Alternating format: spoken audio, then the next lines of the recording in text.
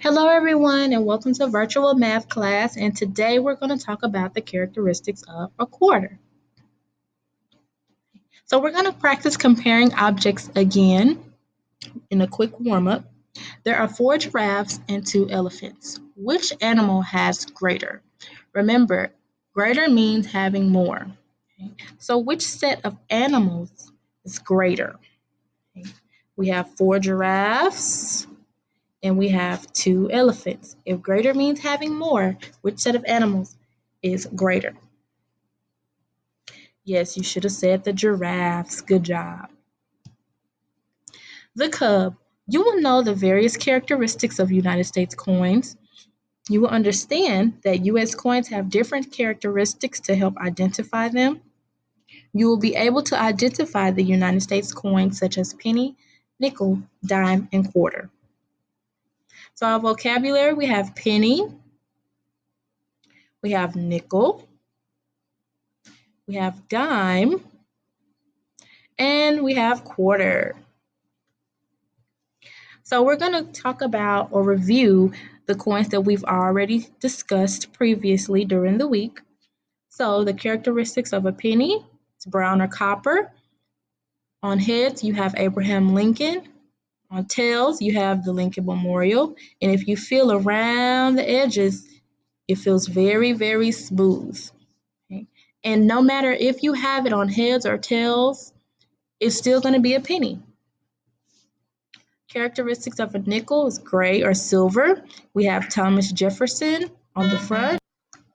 On tails, we have the Monticello or Jefferson's house. And if you feel around the edges, it's also smooth.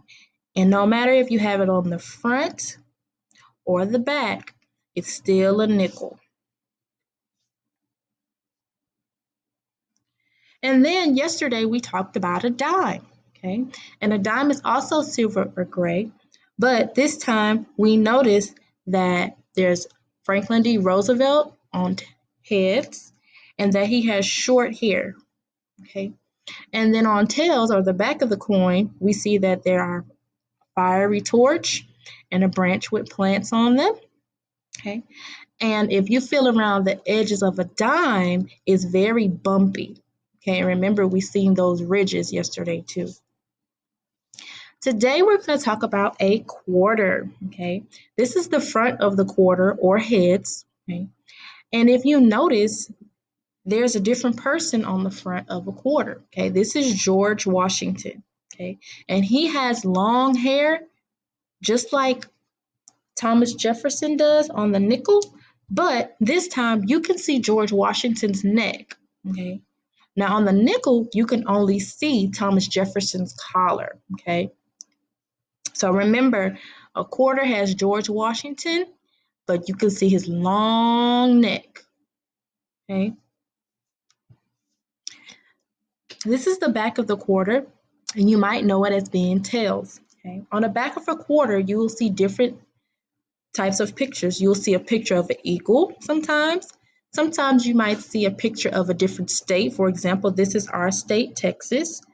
And you might see a picture of a national park, okay? So the back of a quarter can sometimes be different, but the front will always be the same.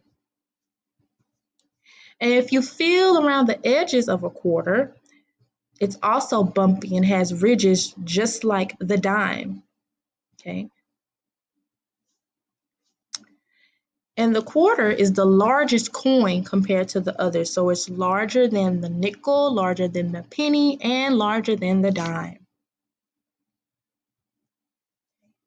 All right, so we're going to count the quarters. So I am going to put a dot on each quarter that I count. Ready? Let's do it together. 1, 2, 3, 4, and 5. So how many quarters are there? 5. Good job. Love it. All right, so Ms. Blanks is going to erase. Let's count down from 5, 4, 3, 2, 1, and 0. Good job. All right, so you will complete your assignment below.